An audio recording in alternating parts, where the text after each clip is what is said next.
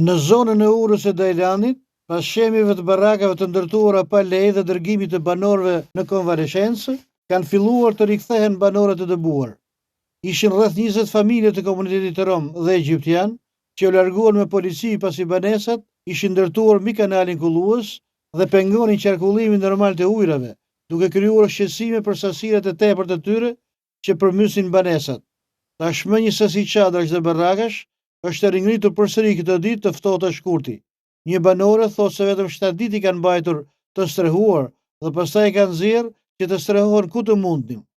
7 ditë kemi net atje, edhe pastaj ishte shi, dolëm jashta, bonëm këte kasollën shpejt, e futëm kalamajt mrena, prap këshu jemi tani. Po ato na nxorën ane. Folën 7 ditë afat keni edhe ikni ku doni. Na nxorën jashta, me kalamajt. Po, prap këtu erdëm, me 5 kalama. Unë kam 5, ajo gruaja ka 7, unë e kam kasollën aty. Banorët shqetësohen për gjendjen e pashpresë ku ndodhen. Përveç të tjerëve, janë dhe 3 familje me rreth 12 fëmijë, në kushte të rënda të një varfërie ekstreme. Këtu jemi 3 familje me kasolle. Jemi me vite këtu. Me dru ngrofemi, ikim lypim lek, anë kalamajt. Nuk na ndimojnë asni. Këto këtyrve e ndimovën. Neve nuk na ndimojnë asni. Kemi vajt. Asi gjo. Nuk na folin. Ikëm 3 herë, 4 herë, asi gjo nuk na folin. Nuk ndimojnë asni këtu. Ku e di unë ja këtu dorim. Fëmijët janë të paregjistruar dhe të pashkolluar.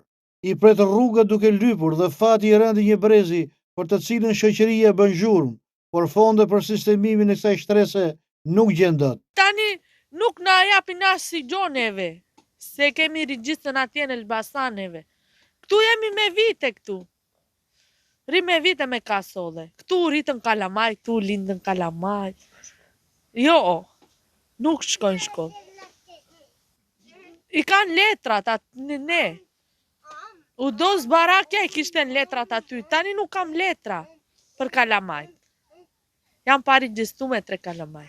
Gjatë janarit në këtë zonë u kryen prishje të 16 banesave të qëndrueshme dhe 4 barakave që ishin ndërtuar në mënyrë informale 20 vite më parë.